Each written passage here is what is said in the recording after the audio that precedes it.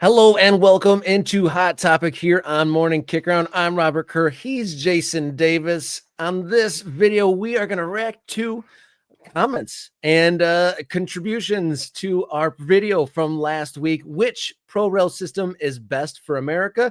And MK Ultras, you had plenty to say. Yeah, I think this one was interesting because there are, it seems, as many pro rel systems that there are stars in the sky, Robert. It's a plethora of options, like that word plethora of options for how pro rel might work in the United States of America. I think there are some contextual things and some cultural things that will have a say into what system we actually get. But you want to respond to some people and their ideas Yeah, about the what MK Ultras had something to say. So their systems were brought up, the Brazilian system from regional on up. The system that most people are familiar with in the UK with, direct 3 up, 3 down. But which one? Let's bring up our first comment here. All right, so we're gonna go to Huey, who says Pro Rel Division One. Personally, wish we had 40 D1 teams divided into two conferences, East versus West. Jason, as EW says, a balanced schedule is needed. 20 teams per season, matches played in conference. Conference champions based on table standings. League champion final determined by home away goal aggregate. Bottom two of each conference relegated automatically. And then he mentions D2 and D3. So, okay, let's just consider that first part. Yeah, I was Robert. going to say the first part is the handy part, because by the time promotion and relegation comes, there might well be 40 teams.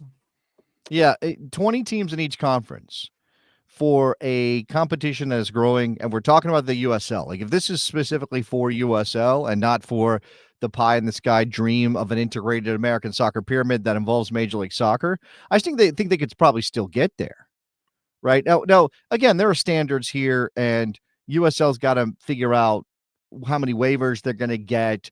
Are there four? We did a video on teams that could populate the first division of USL in year one based on where things sit right now. And we even left out a couple of teams that people are like, no, what about them? New Mexico United is one of them. I think we left Detroit City out, Robert. So those teams could be in there, but do they get to 40? That's a lot, right? And actually having a 40 team first division, does that kind of dilute the power of promotion and relegation? Now he's saying 4 teams go down, which is not a normal number, but if you have two conferences of 20 teams each, I guess it kind of makes sense. From my chair here, that seems pretty aggressive, at least the 4 up, 4 down, because we're in a infantile state of the American soccer landscape, right? It's not even real yet. So 4 teams that are in the second division ready to move up, that Yeah. seems pretty Yeah. like a lot to bite off, in my opinion. I was going to say I think one of the other comments talks about a gradual introduction to this, because part of the conversation is a lot of the teams that are in the lower divisions can't come close to the pro league standards. But just from your point, 40 teams, top division, it seems hard to quantify that 40 teams could be at the same level, really, in reality. Right. And look, again, this is the problem with this conversation. Is the practical reality of American soccer runs up against dream scenarios. It runs up against what we hope to see because it fits our idea of fairness, or it represents the full possibilities of American soccer, which we all dream to be fairly endless, I think, Rob. So, I mean, I think 40 teams in the first division is extremely ambitious, Yeah. extremely ambitious. I like the general balance of this, though. Now, he does say a balanced schedule is needed. 20 Yeah. teams per season's matches played in conference. But this is the other part of this that I actually mentioned, I think, in the original video. If you split the country into conferences, whether that is geographically based or just some random assemblage of teams, you are now preventing teams to play from playing across conferences because you can only fit in, what is that, 38 games in a season. You're not going to want to go beyond that. So you can't have like 20 teams in a conference, 20 teams in a conference play a balanced schedule so you determine who it's fairly being relegated, and then also say, well, but we got to have New York play LA, or we got to have our big market teams. So I don't know if the USL is sort of healthy enough, or if any American soccer competition is healthy enough, Rob, that they can say, well, we just won't ever see that team again. Like those teams will just never play each other again.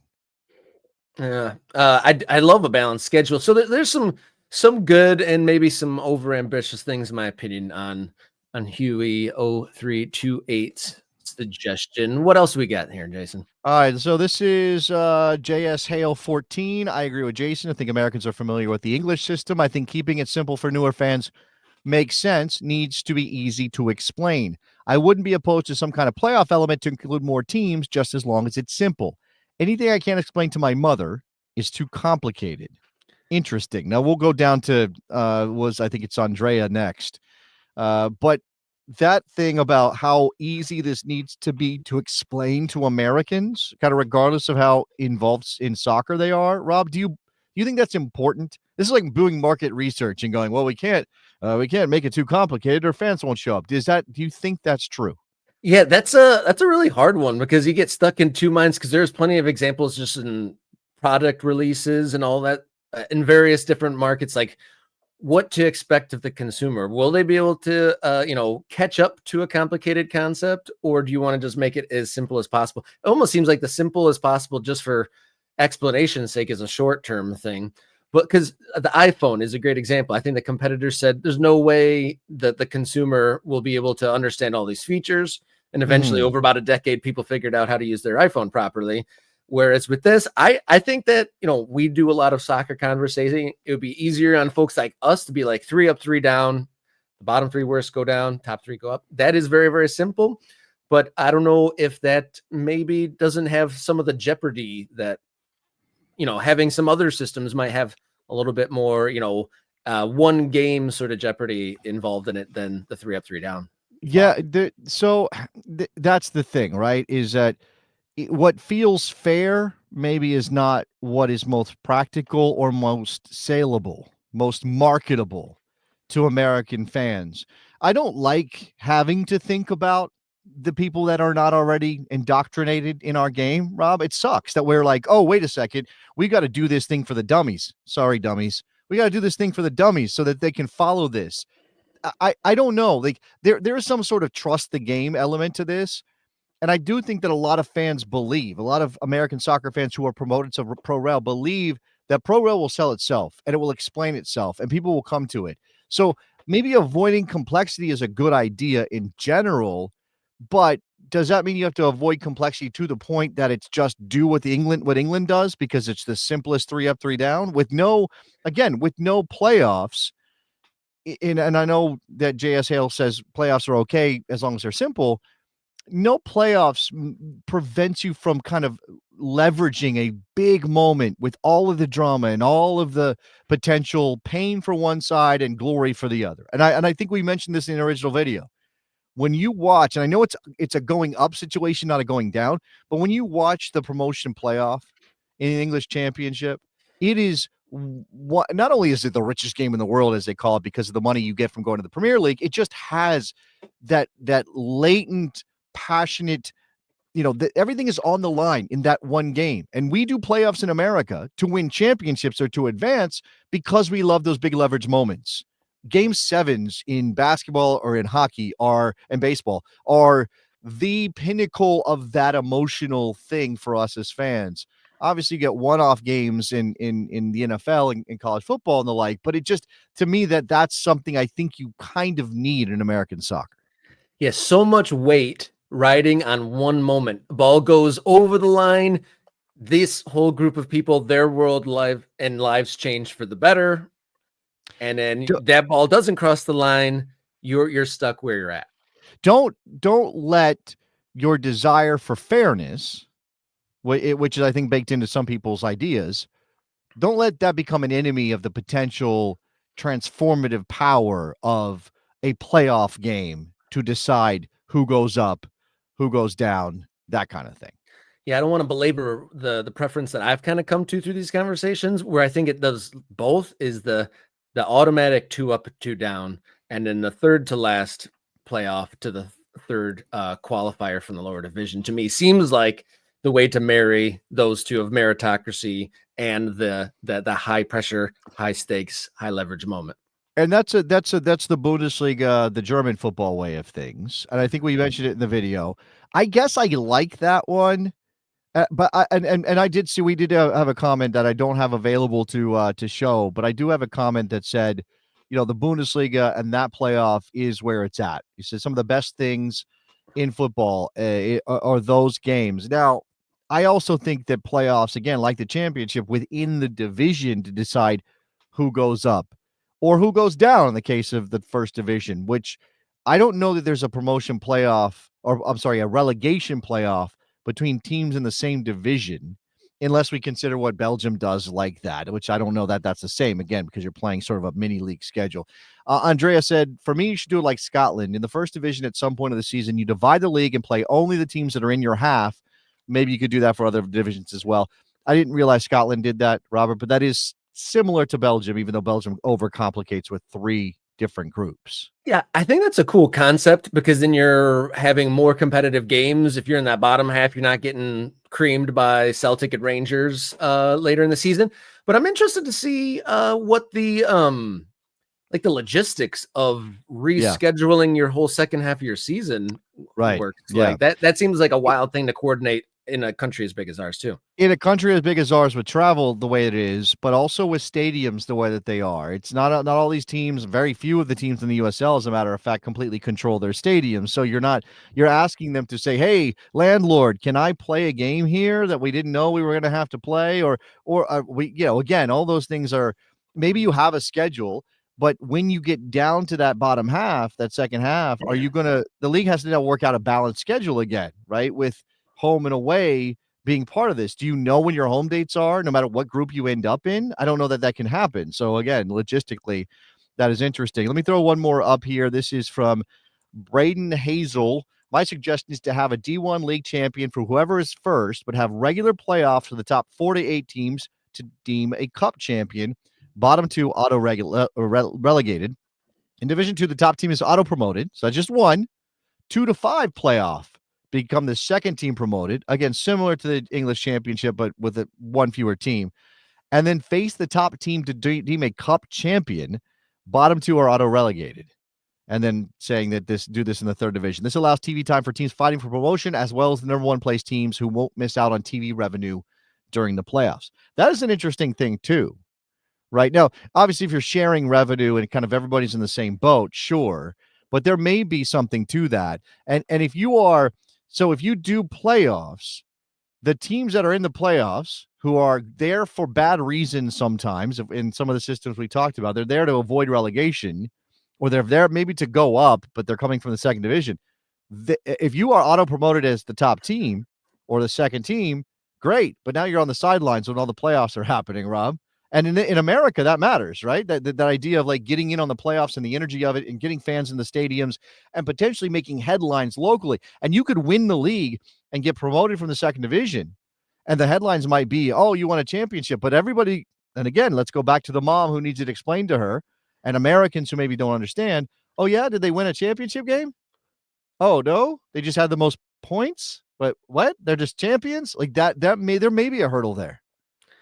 Yeah, that is an interesting system, but yeah, that may require a little bit more of the speaking as a teacher to the non-native soccer speakers. I think that was some terminology I was thinking about when you're trying to explain things to the normies, rather than calling people normies. Should we say the non-soccer speakers? They're not fluent in soccer. Is that what you're saying? Yeah, exactly. No hablan football. Is that what it is? No, they don't speak football. They don't speak soccer. We say soccer.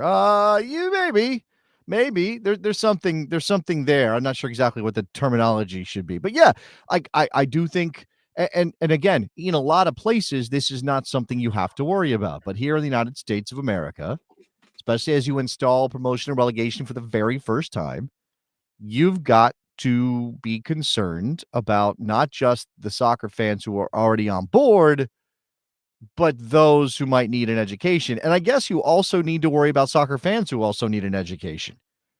Like, just because we live and breathe the game, and every one of you is on YouTube watching videos all day or listening to podcasts or following the events of the game, there are lots of I don't want to call them casual because they may very much care about their team, but there are a lot of soccer fans who are like, yeah, I go out and I support Colorado Springs Switchbacks, but they don't know anything beyond that. Like those people probably exist, Rob. Yeah, they are a fan of their own team and whatever their own market is. They know their team, but don't know the game at large. Is that what you mean? Yeah, exactly. Right. Yeah. Maybe they know their team and they know their league, or maybe they know MLS because they're in America, but maybe they're not engaged with soccer cultures that have promotion and relegation. And even if you can kind of simply explain the concept to them, you might need to worry about what your mechanism is for sending teams down or bringing them up as you sort of sell this as an idea. Because again, let's come back to a very big problem that this presents. And I don't know that it's right now a fundamental one that undermines the plan that USL has. But if becomes a day when people do care about whether their team is in the first division, the second division, or the third division, if your team gets relegated, now you got to worry about fans walking away from your team. Right now, they don't matter as much. Oh, we went from playing teams in bigger markets to playing teams in smaller ones. And that may be a hard sell depending on the soccer culture of the area you're talking about. Yeah, regardless of whatever system we end up landing on here in the United States, the stakes will only increase the farther into that we go. The first couple of years, there won't be that much money of a difference. The USL even admitted that this is going to be like lower impact compared to those in the bigger leagues. That the stakes and the prices and the cost of everything is lower. But as that history grows and if everything goes well, the stakes and the money into that USL top division grows, then the stakes get higher. And one comment that my eyes kept going back to that we didn't mention here is it was one of the top comments. It's like, what's with you guys in playoffs? You lead off the soccer conversation with playoffs. I guess it's just how we are. But I do agree that the Brazilian process of promotion and relegation is worth studying because of their connection with the local regions and how they have their regional leagues feed into their national league. And that's worth looking into more. But I did have a laugh at the commenter yelling at us for instantly bringing up playoffs in this conversation. Yeah, like I get the idea. Again, the size of the country and potentially the number of clubs. If you say, okay, we've got a top division, that's our number one. It's 20 teams and it's just a solid 20 teams. And if you get relegated from that division, you go back into your regional league. Now, I guess I wonder like the number of teams is going to fluctuate in those regional leagues. I mean, obviously teams you have multiple regional tiers. Do you go hyper local to slightly bigger to regional to conference, then to, I mean, how many levels are we talking about here? That is a true pyramid, right? That's a true pyramid. And there are examples of this. While there is in terms of the football league, there are 4 divisions in English football. Once you get below that 4th division, things spread out. And now you're talking about regional leagues and local leagues and those kind of things. So I don't know. I would love for that to happen. I just think that is so complicated a thing to get off the ground, Rob, that it might be too soon to really consider it. Yeah, down the road when there's even more 100 more teams across the land or something like that, maybe come back to that arrangement. But thank you for all of your comments and questions on the morning kick around videos. I mean, the more comments and conversation, the richer this American soccer conversation gets. And you get priority commenting on screen if you become a member, and become a member by subscribing. If you haven't subscribed yet, hit that button. Become part of the MK Ultras and help us become part of the town square of the American soccer conversation. Besides subscribing and becoming a member, you can also follow on social media at MKickaround across X, Instagram, and Blue Sky platforms. You can write us a note. We've had some good, almost manifestos of pro-rel plans sent to us at morningkickaround@gmail.com. Thank you for those, guys. And if you like listening to podcasts, you can follow Morning Kick Around and listen to Morning Kick Around on your favorite audio platform. Just search Morning Kick Around on your podcast app. All right. Thank you for tuning in. And until next time, everybody, please enjoy your soccer.